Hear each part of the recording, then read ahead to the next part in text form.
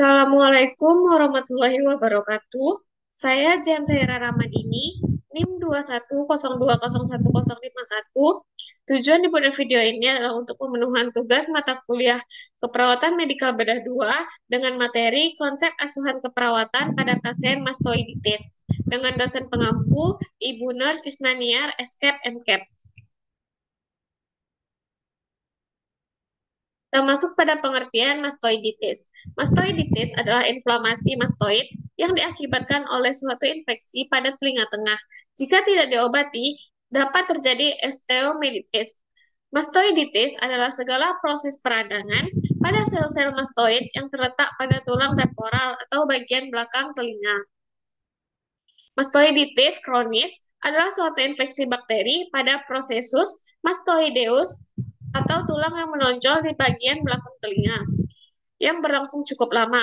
Mastoiditis merupakan peradangan kronik yang mengenai rongga mastoid dan komplikasi dari otitis media kronis. Nah, lapisan epitel dari telinga tengah adalah sambungan dari lapisan epitel sel-sel mastoid udara yang meletak di tulang temporal.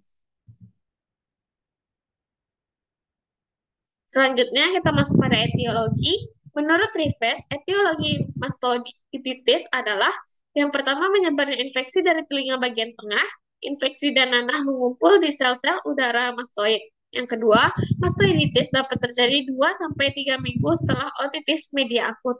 Sedangkan menurut George, etiologi mastoiditis antara lain yang pertama, klien imunosupresi atau orang yang tidak lagi memperhatikan otitis media akut yang dideritanya. Yang kedua, berkaitan dengan virulensi dari organisme penyebab otitis media akut, yaitu bakteri Streptococcus pneumoniae dan bakteri penyebab lain seperti Streptococcus hemolyticus 60%, Pneumococcus 30%, Staphylococcus albus, Streptococcus viridans, dan H. influenza. Selanjutnya, manifestasi klinis atau gejala umumnya. Yang pertama, demam biasanya hilang timbul. Yang kedua, nyeri cenderung berdenyut, terletak di sekitar dan di dalam telinga, serta mengalami nyeri tekan pada mastoid. Yang ketiga, gangguan pendengaran sampai dengan kehilangan pendengaran. Yang keempat, pembengkakan pada postauricula. Yang kelima, membran timpani menonjol berisi kulit yang telah rusak dan bahas sepseus atau lemak. Yang keenam, dinding posterior kanalis menggantung.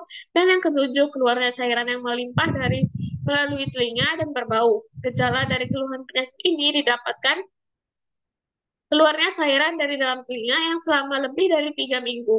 Hal ini menandakan bahwa pada infeksi telinga tengah sudah melibatkan organ mastoid. Selanjutnya, komplikasi dari penyakit mastoiditis. Yang pertama ada abses retroauricula. Yang kedua ada paresis atau paralisis secara fasialis. Yang ketiga adalah labirintitis. Dan yang keempat, komplikasi intrakranial seperti meningitis, abses ekstradural, dan abses otak. Termasuk pada konsep asuhan keperawatan. Pengkajian yang pertama adalah pengumpulan data, meliputi identitas klien seperti nama, umur, jenis kelamin, agama, pendidikan, pekerjaan, nomor registrasi, diagnosa medis, dan tanggal MRS. Yang kedua, keluhan utama, pasien biasanya mengeluh nyeri di belakang telinga. Selanjutnya, pada riwayat penyakit sekarang, pada umumnya didapatkan keluhan utama pada klien seperti nyeri di depan telinga. Selanjutnya, riwayat penyakit keluarga meliputi susunan keluarga dengan penyakit yang sama, yaitu mastoiditis, ada atau tidak dalam anggota keluarganya yang menderita penyakit menular atau turunan. Yang kedua, pola fungsi kesehatan. Selanjutnya, riwayat penyakit dahulu berkaitan dengan penyakit yang sama pada masa sebelumnya. Kita masuk pada pemeriksaan fisik. Yang pertama yaitu sistem respirasi biasanya tidak mengalami gangguan, sistem kardiovaskular tidak mengalami gangguan, sistem persyarapan biasanya pasien sering merasa gelisah, sistem perkemihan tidak mengalami gangguan. Kelima, sistem pencernaan juga tidak mengalami gangguan, sistem tulang dan otot tidak mengalami gangguan, sistem endokrin juga tidak mengalami gangguan, dan sistem genitourineria tidak mengalami gangguan.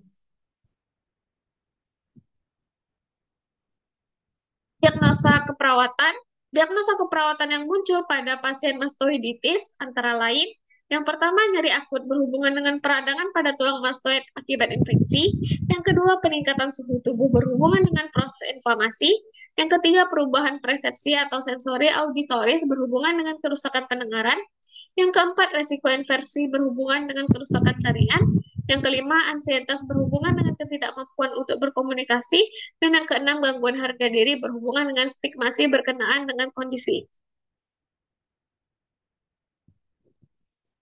Selanjutnya, kita masuk pada intervensi keperawatan. Yang pertama, nyeri akut berhubungan dengan peradangan pada tulang mastoid akibat infeksi. Tujuannya, setelah dilakukan tindakan keperawatan selama 3 kali 24 jam, nyeri teratasi dengan kriteria hasil, pasien mengatakan nyeri berkurang, skala nyeri turun, dan wajah pasien rileks. Intervensi yang dilakukan, yang pertama, kaji ulang skala nyeri, lokasi, dan intensitas. Yang kedua, berikan posisi yang nyaman. Ketiga, ajarkan teknik relaksasi dan ciptakan lingkungan yang tenang. Dan yang keempat, kolaborasi pemberian analgesik, antibiotik, dan antiinflamasi sesuai indikasi. Rasionalnya, untuk mengetahui ketidakefektifan intervensi, mengurangi nyeri, mengalihkan perhatian pasien terhadap nyeri, dan dapat membunuh kuman, mengurangi peradangan, sehingga mempercepat penyembuhan. Yang kedua, peningkatan suhu tubuh berhubungan dengan proses inflamasi. Tujuannya, setelah dilakukan tindakan keperawatan selama 3 kali 24 jam, suhu tubuh dapat kembali normal. Intervensi yang dilakukan, yang pertama pantau input dan output, yang kedua ukur suhu setiap 4-8 jam, yang ketiga kolaborasi dengan pemberian antipiretik, dan yang keempat ajarkan kompres hangat dan banyak minum. Rasional untuk mengetahui balance cairan pasien, untuk mengetahui perkembangan pasien, untuk menurunkan panas, dan mengganti cairan tubuh yang hilang. Yang ketiga, perubahan sensori atau persepsi berhubungan dengan kerusakan pendengaran. Intervensi yang dilakukan, yang pertama, kaji tentang ketajaman pendengaran, diskusikan tipe alat bantu dengar dan perawatan yang tepat, bantu pasien berfokus pada semua bunyi di lingkungan dan membicarakan hal tersebut. Rasionalnya menentukan seberapa baik tingkat pendengaran untuk menjamin keuntungan maksimal dan untuk memaksimalkan pendengaran. Selanjutnya, resiko infeksi berhubungan dengan kerusakan jaringan. Eh, Setelah dilakukan tindakan keperawatan selama 3 kali 24 jam, resiko infeksi dapat hilang atau teratasi dengan kriteria hasil. Pasien tidak menunjukkan tanda-tanda infeksi. Intervensi yang dilakukan, yang pertama, observasi keadaan umum pasien selama 24 jam. Yang kedua, anjurkan pentingnya mencuci tangan. Yang ketiga, ajarkan prosedur mencuci telinga luar. Dan yang keempat, kolaborasi pemberian antibiotik profilaksi. Rasionalnya, mengetahui keadaan umum pasien untuk mencegah penularan penyakit, mencegah infeksi berlanjut, dan agar dapat membunuh kuman sehingga tidak dapat menularkan penyakit terus-menerus. Yang kelima, ansietas berhubungan dengan ketidakmampuan berkomunikasi. Setelah dilakukan tindakan keperawatan selama 3 kali 24 jam, ansietas berkurang dengan kriteria hasil menunjukkan keterampilan interaksi sosial yang efektif. Intervensi yang dilakukan, informasi pasien tentang peran advokat perawat intraoperasi, dan identifikasi tingkat rasa takut yang mengharuskan dilakukannya penundaan prosedur pembedahan. Selanjutnya, cegah pemajan tubuh yang tidak diperlukan selama pemindahan. Yang keempat, beri petunjuk penjelasan yang sederhana pada pasien. Yang kelima, kontrol stimulasi eksternal. Dan yang keenam, berikan obat sesuai petunjuk, misal zat-zat sedaktif atau hipnotis. Pasien akan memperhatikan masalah kehilangan harga diri, ketidakmampuan untuk melatih kontrol. Ketidakseimbangan dari proses pemikiran akan membuat pasien menemui kesulitan untuk memahami petunjuk-petunjuk panjang dan berbelit. Suara gaduh dan keributan akan meningkatkan ansietas.